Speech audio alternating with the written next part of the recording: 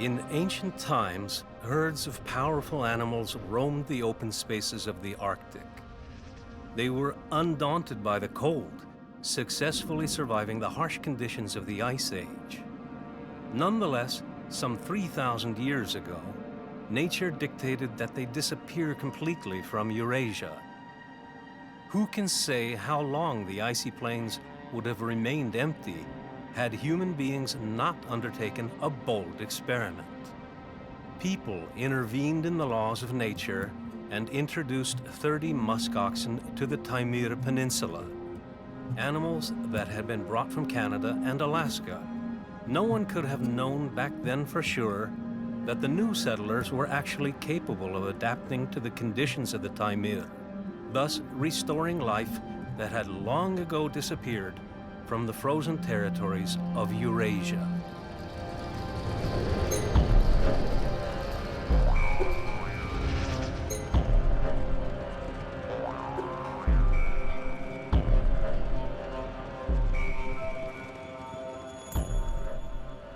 How did the experiment turn out?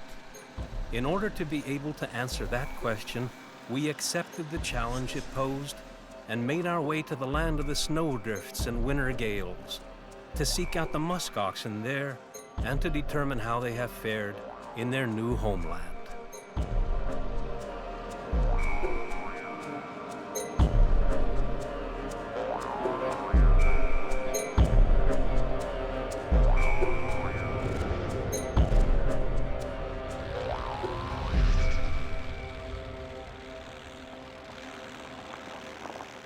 We are on the 4th day of our journey.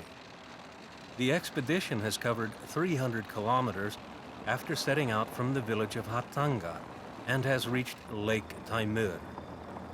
This lake, one of Siberia's largest, is situated in the center of the peninsula that bears the same name. We have to cross the lake in an easterly direction in order to reach the Bikata River, where the first musk oxen were released 30 years ago.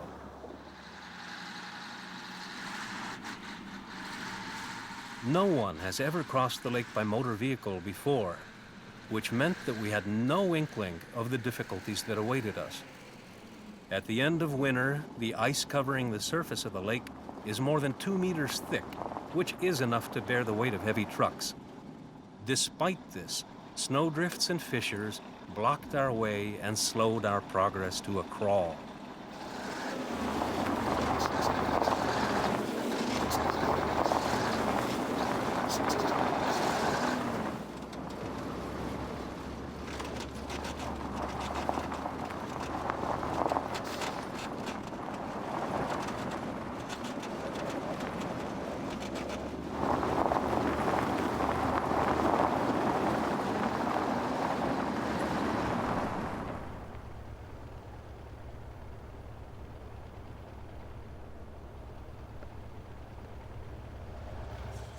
We had to leave the motors of the vehicles running all the time, even while we slept and ate.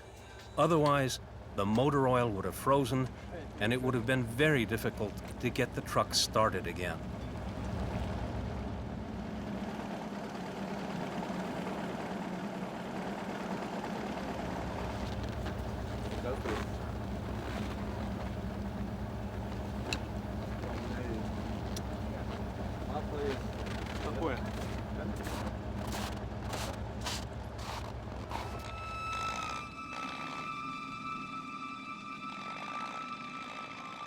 At the end of April, there are no more dark nights in the Taimyr, and the polar day was about to begin, so we could travel at all times of day, depending on how the weather behaved.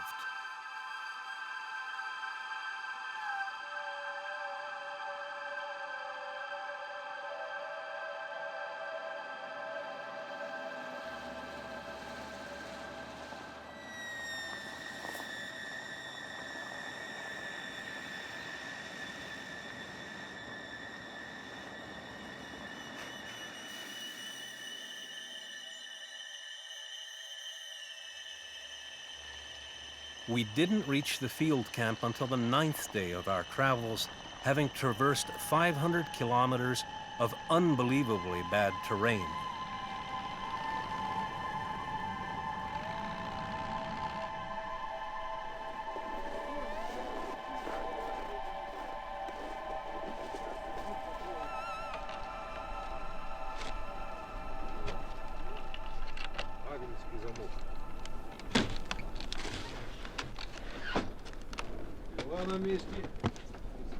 The hut was in good condition, despite the fact that no one had been there for years.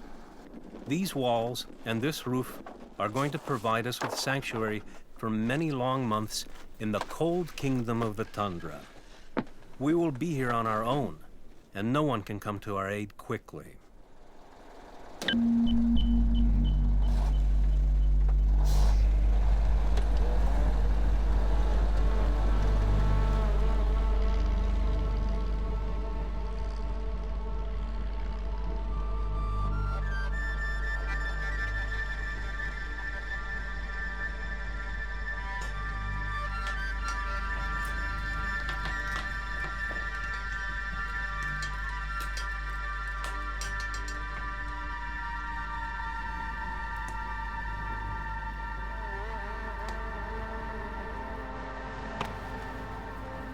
The Taimyr is at the very northernmost tip of Eurasia.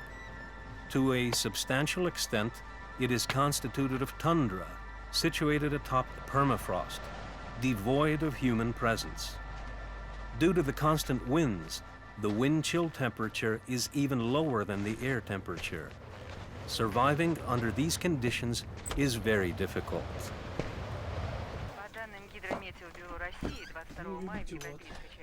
Будет преобладать сухая и жаркая погода. В центральных областях столбик термометра к полудню уже поднялся до отметки плюс 34 градуса, и это, очевидно, сегодня не предел. Такой аномальной жары в мае еще не наблюдалось за всю историю метеорологических наблюдений. По прогнозам синоптиков, жара будет стоять еще на протяжении всей следующей недели. Врачи не рекомендуют людям с болезнями сердца надолго покидать свои дома и находиться на открытом солнце.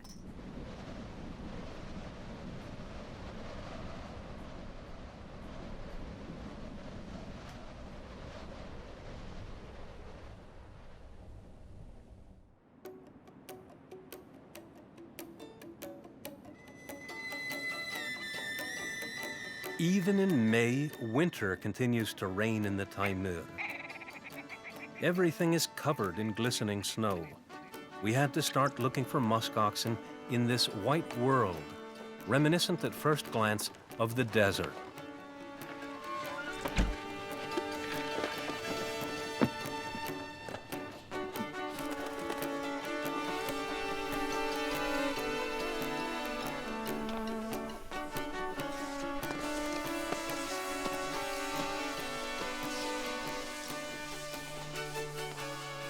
We moved around in the tundra for days without finding a single muskox.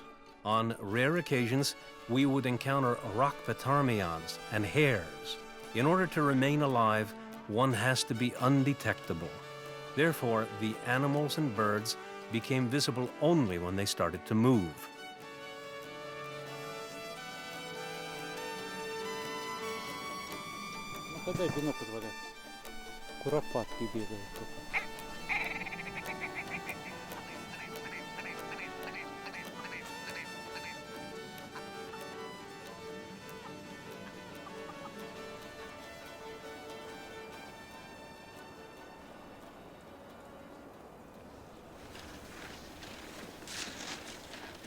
On some clearings, we came across muskox droppings.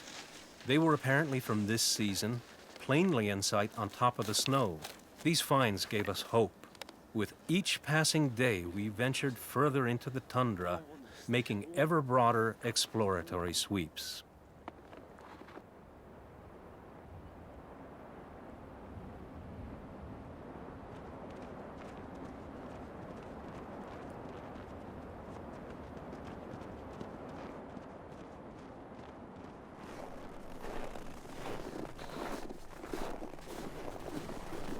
Every time that we reached the top of a rise, we hoped to see musk oxen. Unfortunately, they were nowhere to be seen. Perhaps there are so few of them here that meeting one would be an enormous stroke of luck.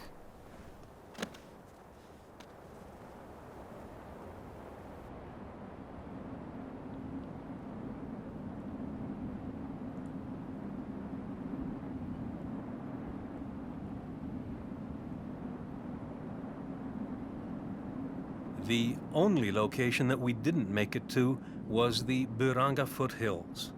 they were just too distant to reach on skis. This left us no option but to clear the garage of snow and to undertake the long journey on the ancient snowmobile that it had housed for a long time.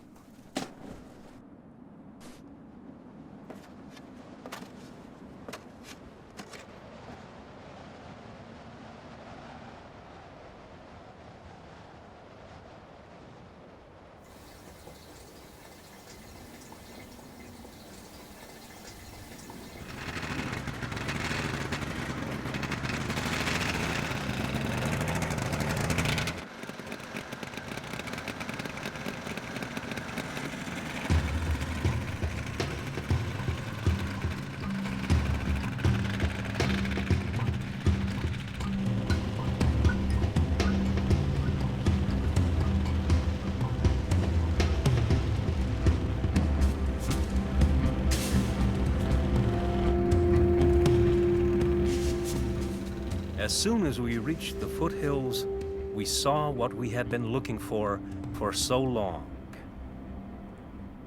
Дай-ка я посмотрю. Сплошная белизна и отдельные камни. У, Валера, а камни-то движутся. The herd was foraging on a sloping hillside, and it would be impossible to approach it from across the clearing.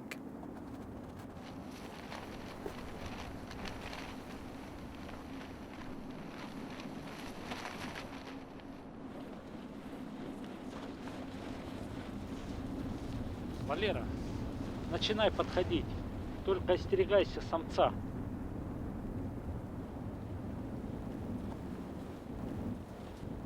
Если бык кинется на тебя, прыгай вниз с террасы. Валера, подходи ближе. Подходи ближе.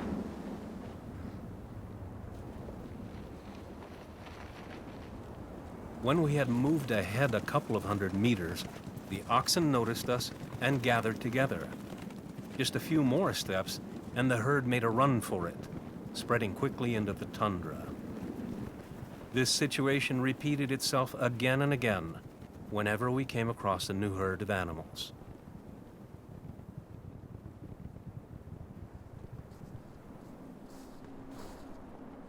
Still, we managed to make one smaller herd assume a defensive formation in the shape of a circle.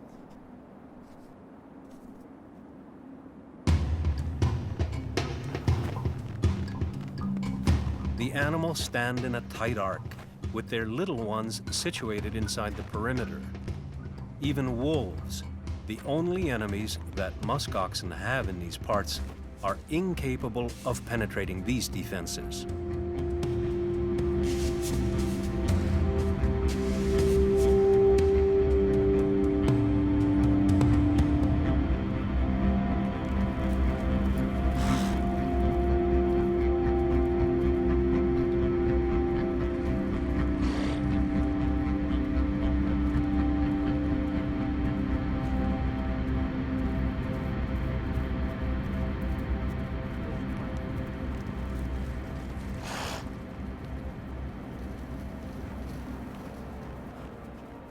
This is the calving period. Ordinarily, musk oxen give birth once every 2 years, when they bear a single calf, or, on rare occasions, 2. The little ones arrive in April, at a time when the Taimyr is still in the grip of bitter cold.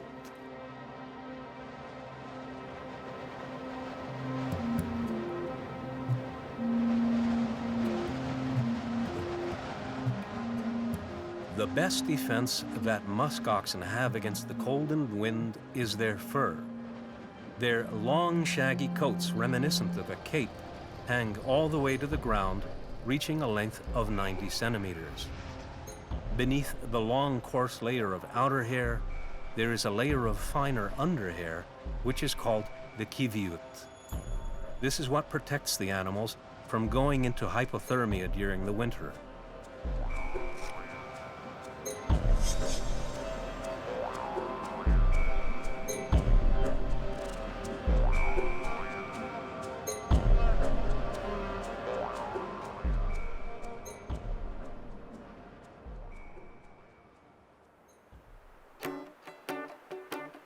Now, the calendar summer has arrived in the Taimyr. It is the month of June. Today is the first day when the temperature has reached 0 degrees. The snow near our house has begun to melt, and we hurry to shovel it away.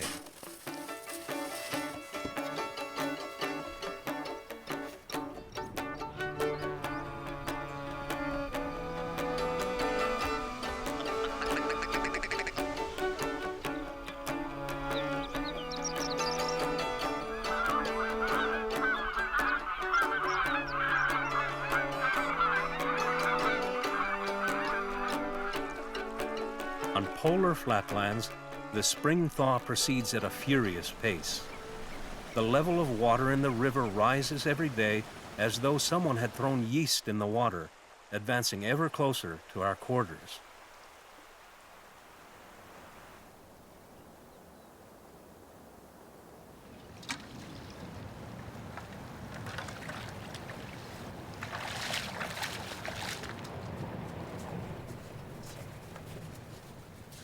Ну что, вода сильно поднялась?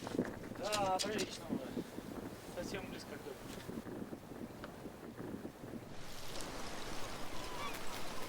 We were only off by a day in our calculations. Nature has her own schedule, and because of this, the movement of the ice took us by surprise.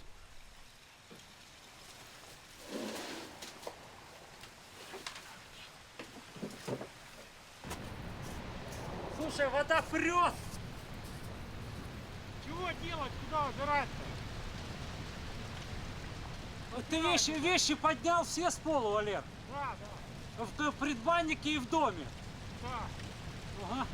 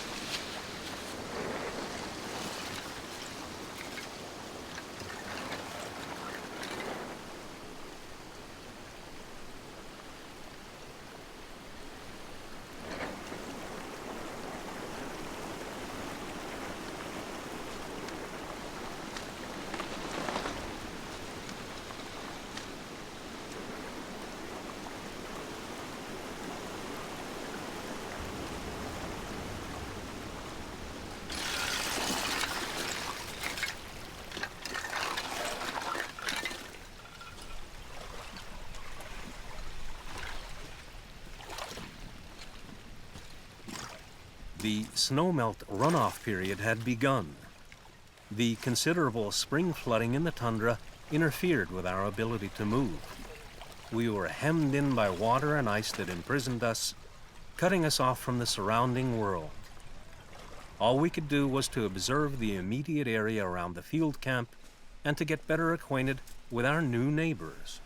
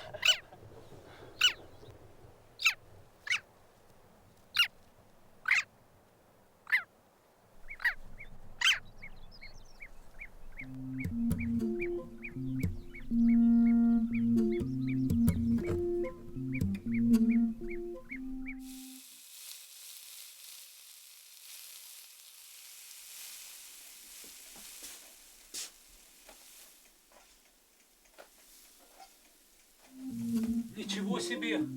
Валер, иди сюда! Овцы-быки к нам пришли! Быстрее! On the previous day, There had been neither hide nor hair of the musk oxen, and now, all of a sudden, they appeared right by our house. They were unperturbed by the field camp buildings, the wire fencing that lay on the ground, and the empty fuel tanks. Instead of taking their time to graze, all of the animals hurried in one direction, downstream along the river.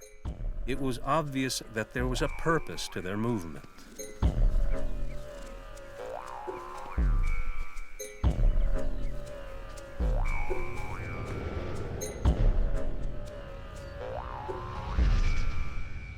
As it turned out, the musk oxen were seeking what they had been deprived of all through the long winter, that being salt.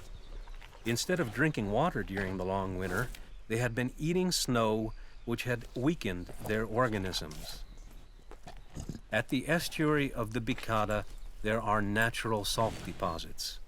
The animals are aware of their existence, and consequently they are drawn there, and in a particularly powerful fashion in the spring.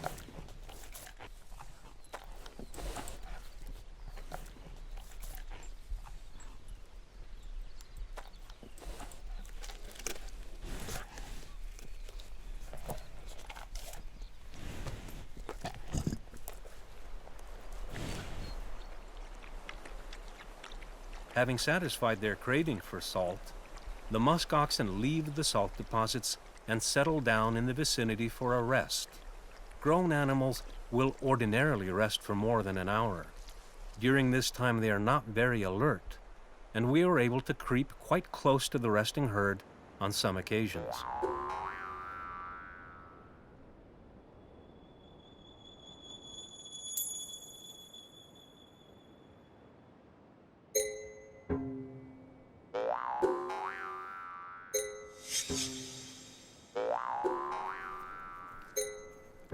The restlessness of the youngsters doesn't enable them to stay put for as long as their elders do. They have already built up their strength and try to check out the surrounding world of their own volition.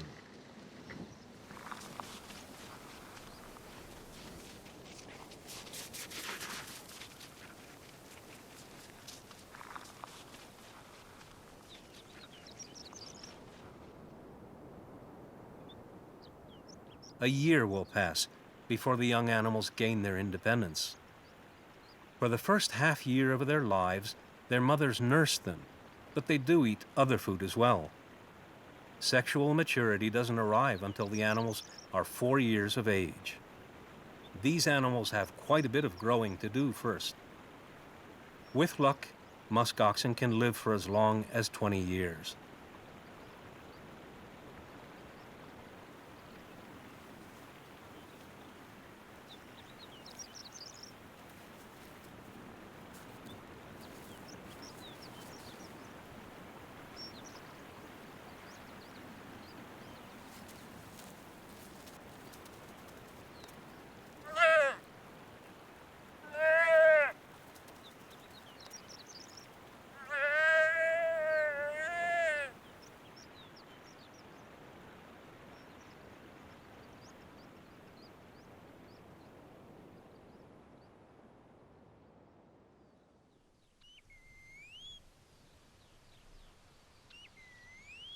The flooding is over now, and it becomes safe to travel on the river.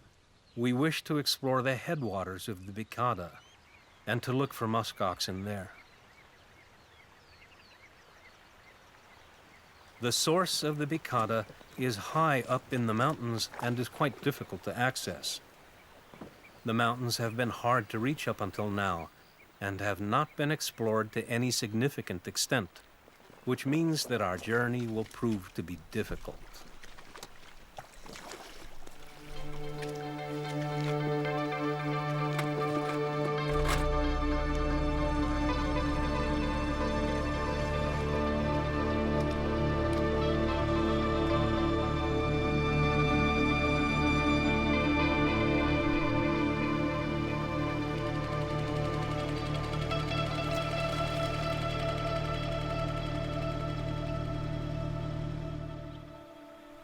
Moving upstream along the river, we encountered small herds of musk oxen grazing on its banks. Musk oxen are not particular about what they eat and adapt easily to various combinations of plant growth.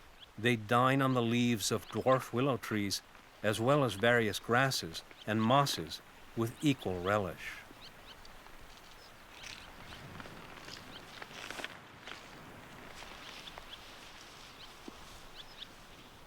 Despite their dimensions, the nature of musk oxen is more reminiscent of sheep than of cattle. This is a rather large animal. Male specimens reach as much as 145 centimeters in height and weigh as much as 250 kilograms. The females are about a quarter smaller than the males.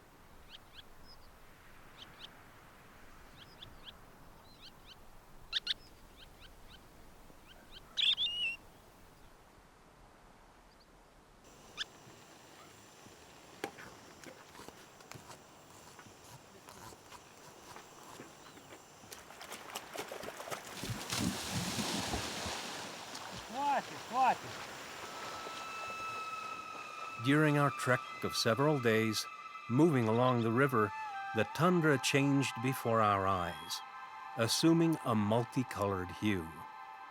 Innumerable blossoms appeared on the banks of the river, which heralded the coming of a new season.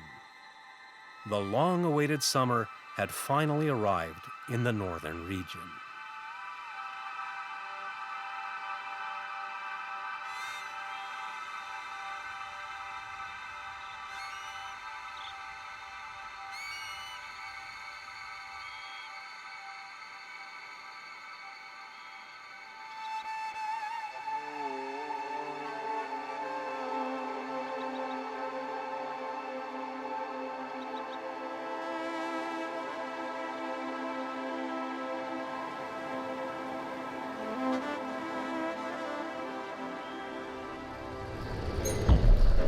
The beginning of the warm season marks the time when the musk oxen shed their fur. They seek places where they can rub off the old fleece. Steep hillsides are suitable for this.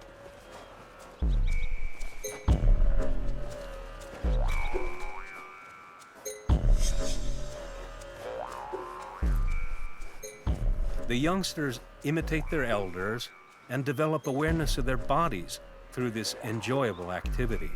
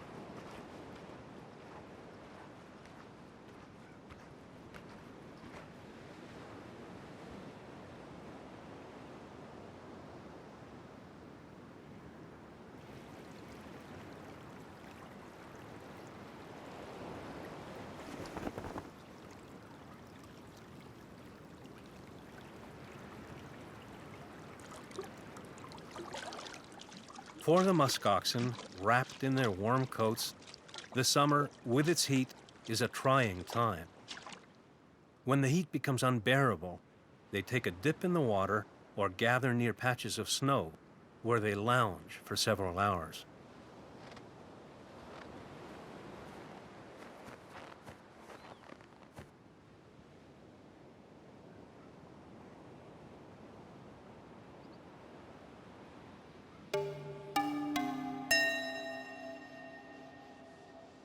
Fortunately, the hot days in the Taimyr don't last long. Everything can change in the blink of an eye. Extremes are ordinary here.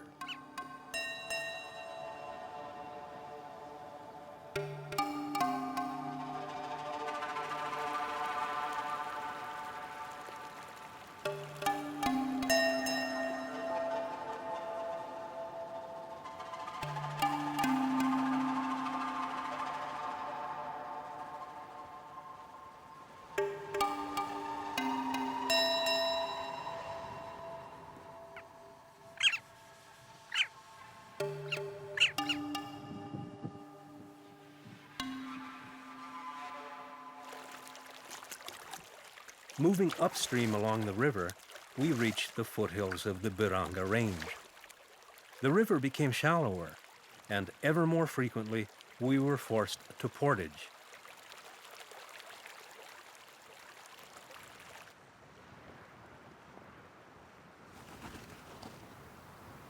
As we explored the mountains, we soon became convinced that these locations are excellent habitats for the musk oxen.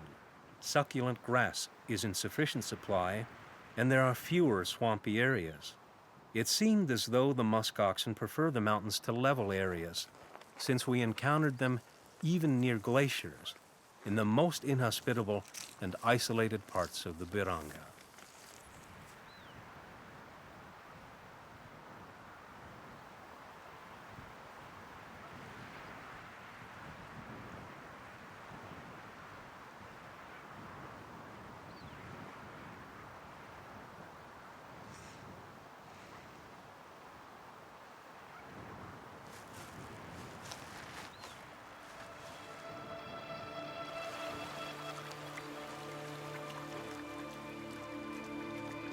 On our way back, we began to encounter herds of reindeer with increasing frequency.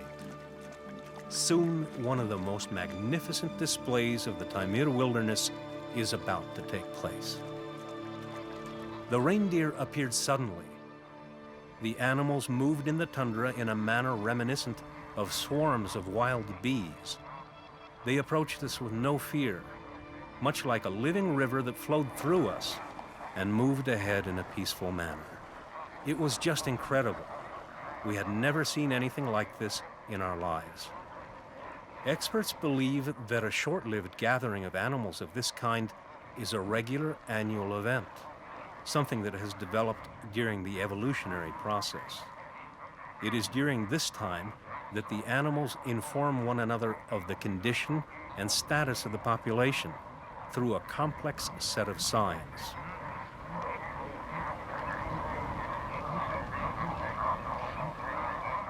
According to the estimates of some scientists, as many as 1 million reindeer move through the Taimyr in their search for something to eat.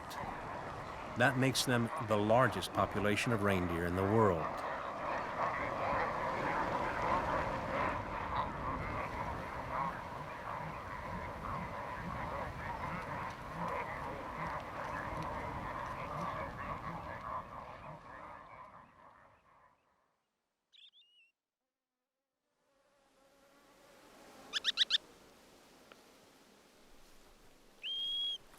In contrast to the nomadic reindeer, musk oxen are stationary animals with a placid disposition. They don't undertake long travels, preferring to stay within the bounds of a given territory, traversing short distances. Unlike the reindeer, musk oxen don't form large herds. Summer herds are made up of 10 to 20 animals of various ages and both genders.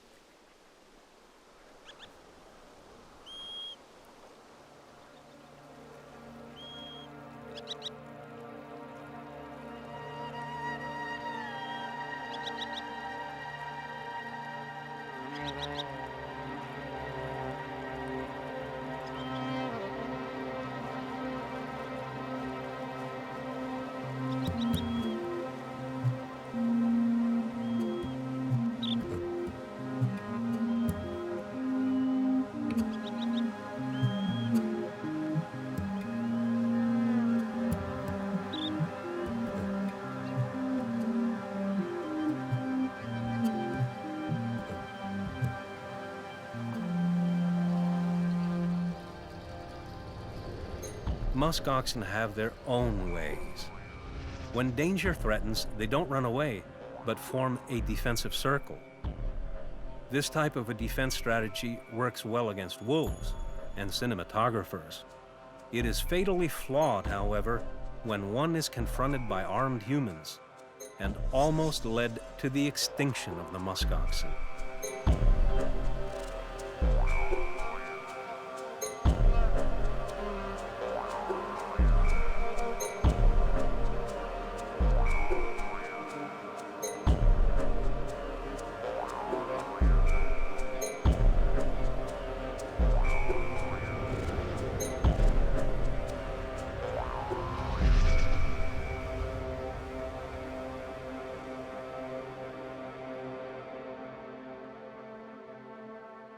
By the beginning of the 20th century, musk oxen could only be found in Greenland and on the northern Canadian islands.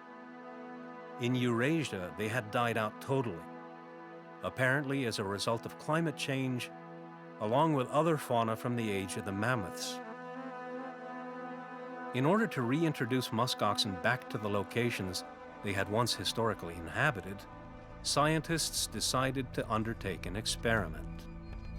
In 1974, the first musk oxen were captured and settled in the Taimyr. No one knew at the time how the newcomers would behave.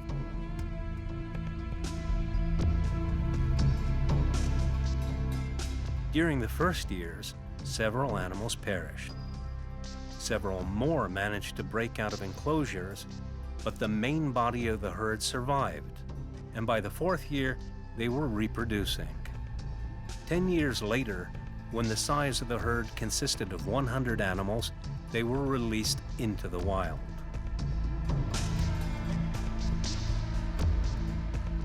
During 35 years of independent life in the Taimyr, the musk oxen have definitely succeeded in occupying an empty niche. With each passing year, their number grows, having reached a total number of 4,000 to 5,000 animals at the present.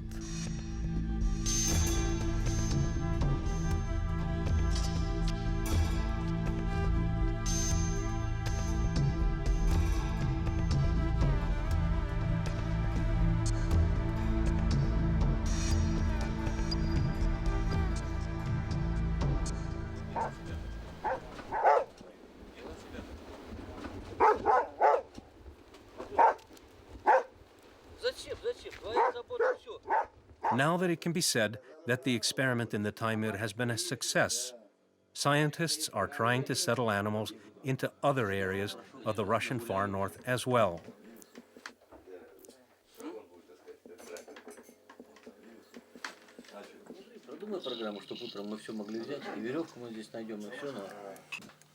In September, the days in the Taimyr are short. Because of this, the helicopter starts out on the expedition to trap musk oxen as early in the day as possible. One has to make it back to the camp by dusk.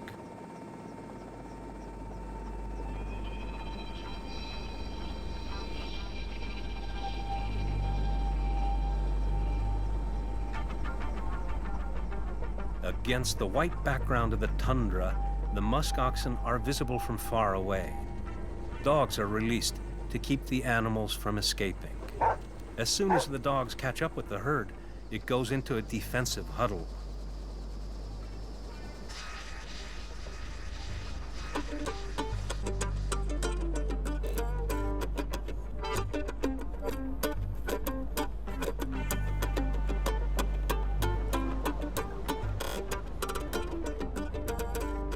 The herd is surrounded. Now, everything depends on the person with a tranquilizer gun. He has to pick out the youngsters born this year, nestled amidst the dense wall of animals. The young animals handle stress better than grown oxen, and they are also easier to transport.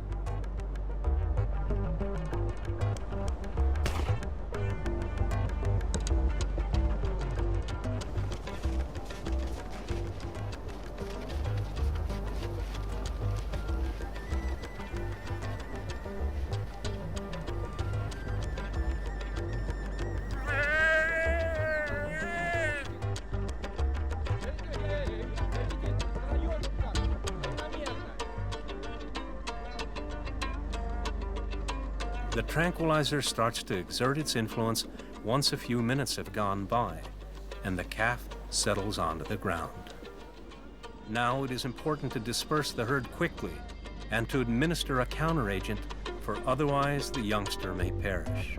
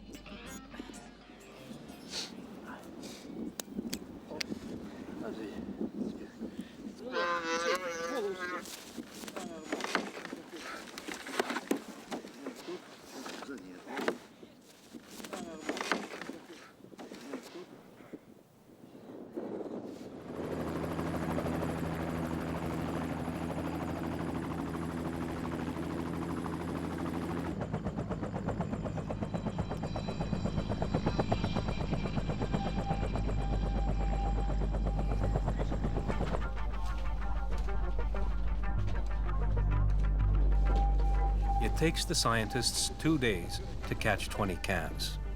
Now that all the animals are in the transport container, no time can be lost. Otherwise, the stress they have to endure, along with the cramped quarters, may prove fatal to them. A flight to their new place of residence in Yakutia awaits them, to the truly cold lands.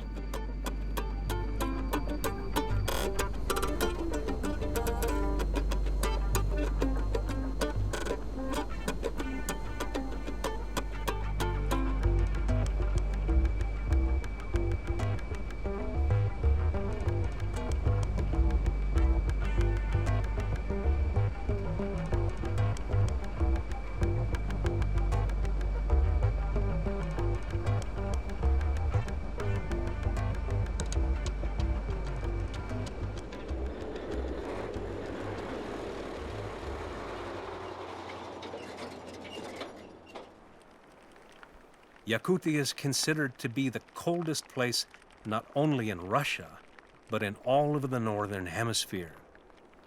This is where the climatic cold pole is situated, where the temperature can fall to 70 degrees below 0 centigrade.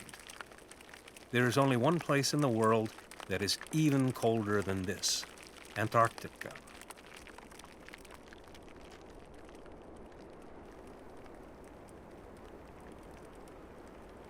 Severe cold can last as long as a month here. Ordinarily, the median temperature in Yakutia during the winter is minus 40 degrees, which the local residents and animals have grown accustomed to.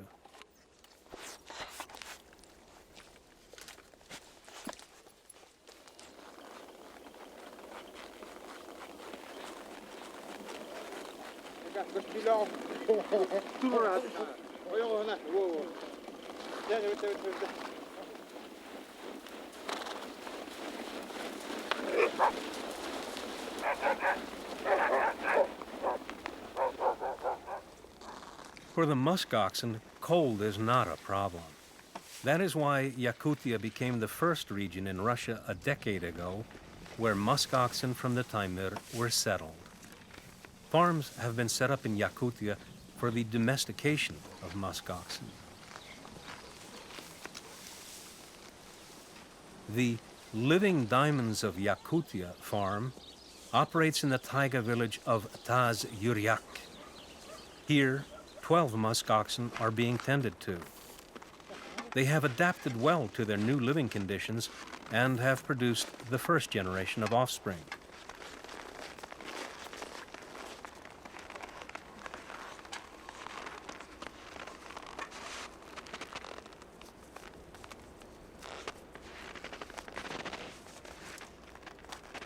A calf born in this farm is completely tame. He accepts being stroked, will eat from people's hands, and displays no aggressiveness towards humans.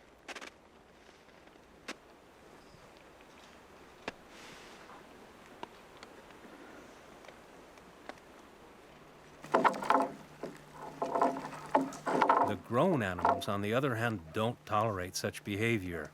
Because of his combativeness, the tips of the horns of the dominant bull have been trimmed. Otherwise, the lives of the farm workers would be in constant jeopardy.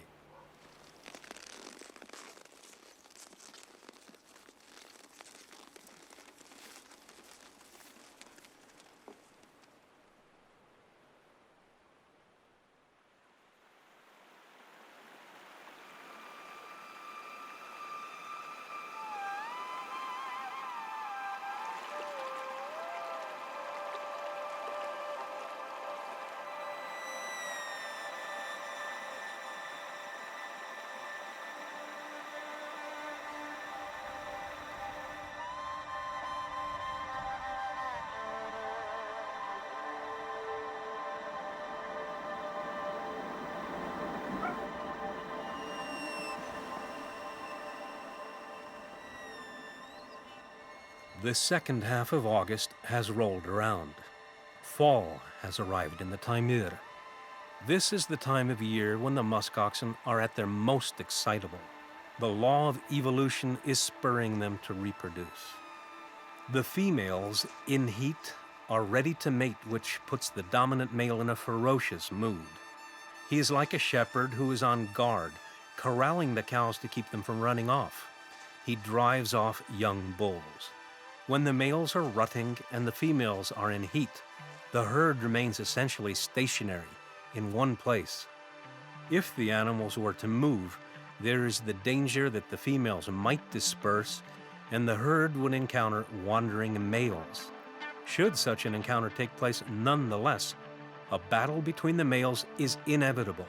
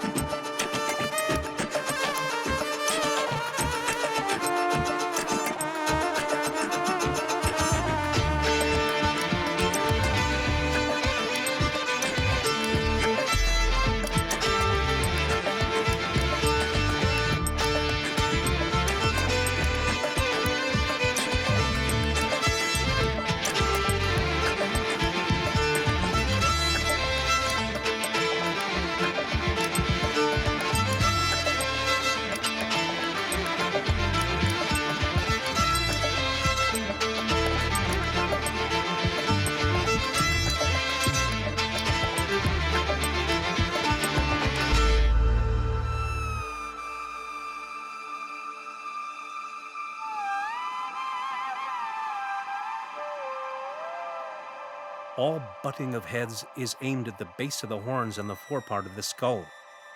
These are the most violent of all collisions of heads in the animal kingdom. The upper section of the horns, called the horn boss, is like a shield that can be as thick as 10 centimeters. This is what keeps the musk oxen from getting concussions.